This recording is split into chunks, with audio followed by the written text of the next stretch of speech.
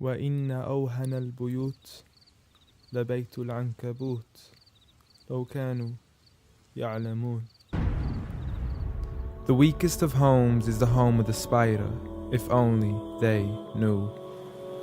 And it's not just because of the web, but also for what happens inside it too. The most fragile of homes, home to the most ferocious of family feuds, a husband and wife relationship that is solely based on being used for consummation. See, as soon as they finish mating, the wife would then consume the body of her own husband. It's disgusting, and so can the children be too. See, as soon as they mature, they would chew upon their own mother as a source of food. It's sinister, it's crude. I don't want to imagine it, but it's true. And such the examples that are used, not because God can be cruel, but for God to prove that the weakest of homes are those in which the inhabitants are abused. See, marriages are meant to bring happiness, and the home is a refuge of tranquility and comfort to all those who walk through. And if you ever do happen to fall into disputes, you must learn to understand that the marriage isn't always about you. Rather, it's learning to live together as one, although we are still living together as two. In a home where everybody knows that they belong, with love, kindness, and mercy, so we could all just get along, and there's no need for fighting every time something small goes wrong. Because you can't build a home upon violence and then expect it to stand strong. I mean, what kind of man would harm his wife in the darkness of the night, leaving her to bleed as he scars her for life, having to cover up her bruises as she tries to hide them from sight? See, he's so focused on her responsibilities, but fails to realize that he also owes her rights. See, as a husband, you're meant to provide, protect, respect, guide, and guard her. You are her garment, her lifelong partner, her Prince Charming who should charm her, her knight in shining armor. But a night has turned into a nightmare as he spends his nights trying to harm her. As she begs him on her knees, please, I need you to be calmer.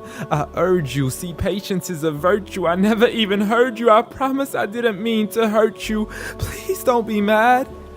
And please don't let the kids see, cause it's not right for a dad. It's sickening, it's sad that such scenes are happening in reality within the homes of so many broken families. It's a calamity that we forgot what the meaning of marriage is. Did you forget that the best of you in character is he who is best to his wife? The best of advice from the one who never harmed a servant, child, or wife in his whole entire life. Muhammad sallallahu alayhi wasallam. He was the best of examples in how to treat a woman right. See, if his wife had cooked something he had liked, he would eat it, and if he didn't, he would leave it without expressing an ounce of dislike. He would even refuse an invitation to food until his wife had also received an invite, and he would help around the house too, just to make her workload light. He was the pinnacle of being polite. And he taught us that the strongest of men is not he who knows how to fight, but rather he who restrains his anger right at the moment of strife. So have patience, brother. I mean, you wouldn't allow it for your own mother, daughter, or sister.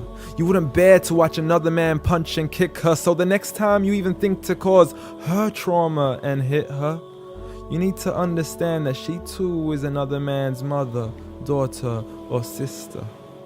So dear sister, no human being deserves to live a life of violence alone. So if he doesn't treat you with kindness, don't live in silence trying to fight this on your own. Rather seek help from God first, and don't be afraid to then pick up the phone and let your people know that you are no longer willing to live in the weakest of homes. Violence against women? Islam says no.